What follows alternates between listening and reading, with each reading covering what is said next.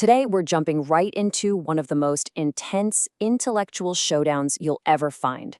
We're in ancient Jerusalem, during the final, super high-stakes week of Jesus' ministry. He's teaching in the temple, and basically all of his sharpest critics have decided to team up against him. You've got the Pharisees, who are all about Jewish law, the Herodians, who are tied to Roman rule, and the Sadducees, the temple's priestly elite. They all have one goal: to publicly humiliate him. And that really is the question of the day, isn't it? How do you trap someone who seems to be intellectually untouchable? His opponents have been working on this, crafting what they think are these perfect, inescapable questions. They're trying to force him into a corner, to give an answer that will either make the crowds hate him or get him arrested by the Romans. It's a high-stakes chess match, and the first move is about to be made. But here's the thing. Before his critics can even ask their first question, Jesus makes the opening move himself. He tells a story, a parable, that is really a direct challenge to the very people who are about to challenge him. It's known as the parable of the wedding feast. So the story goes like this, in 3 parts. First, the refusal. A king throws this huge wedding feast for his son, and the VIPs, the people who were first on the list, they just blow it off. They've got farms to tend to, businesses to run. Then comes part 2, the retaliation. The king tries again, sends more servants, but this time the guests get violent. They actually kill his messengers. So the king gets furious, sends his army, and completely destroys them and their city.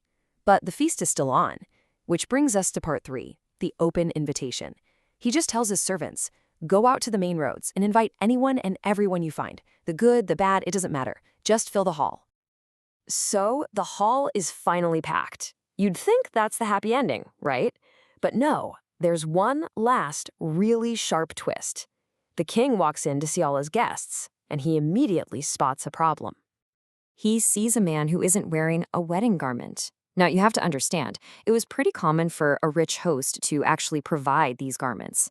So this guy probably didn't just forget, he actively refused to wear what the king provided. The king goes up to him and says, "Friend, how'd you get in here without the right clothes?" And the guy?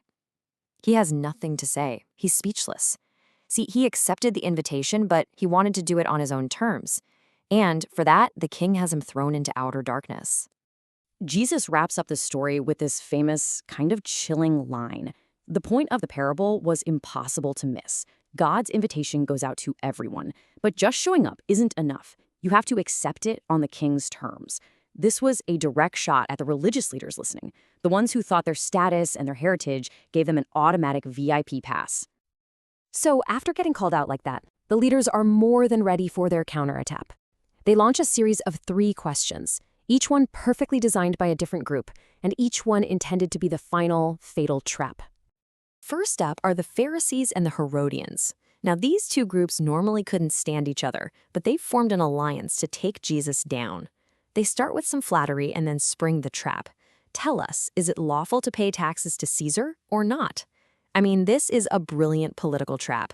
If he says yes, pay the tax, the Jewish crowds will turn on him for being a Roman collaborator. If he says no, don't pay, the Herodians will run straight to the Romans and have him arrested for treason. It's a perfect no-win situation. Or so they think. Jesus sees right through it. He asks them to show him the tax coin. He holds it up and asks, "Whose face is on this?" They reply, "Caesar's." And his answer is just masterful. He doesn't just sidestep the trap, he totally reframes the entire debate. He tells them to give Caesar what belongs to Caesar, which acknowledges their civil duty.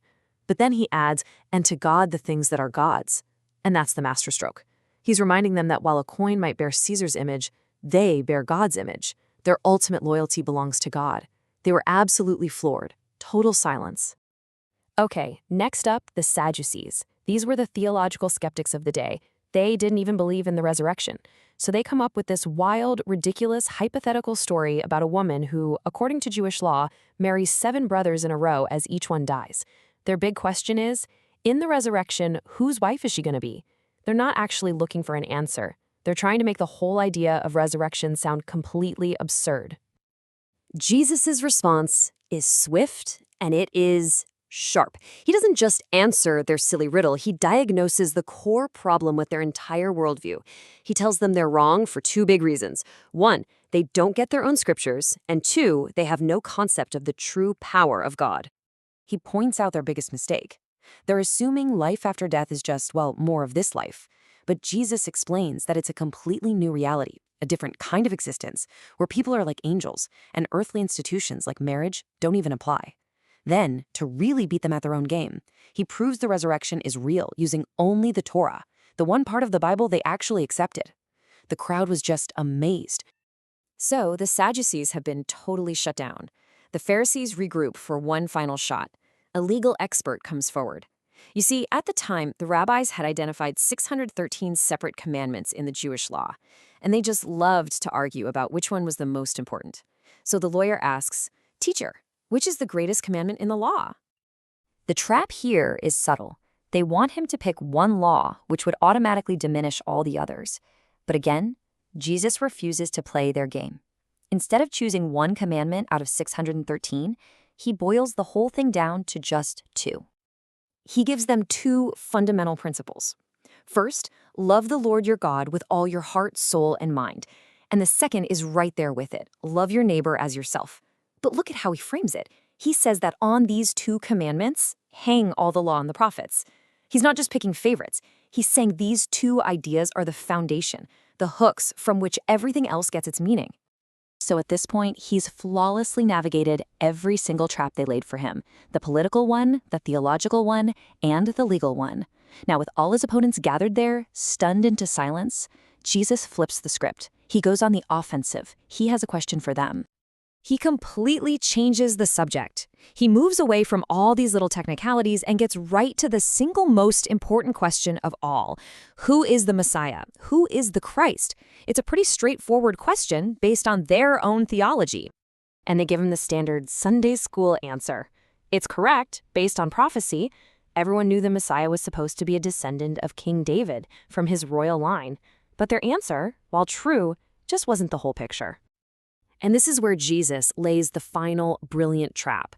He quotes from Psalm 110, a psalm they all agreed was written by King David himself.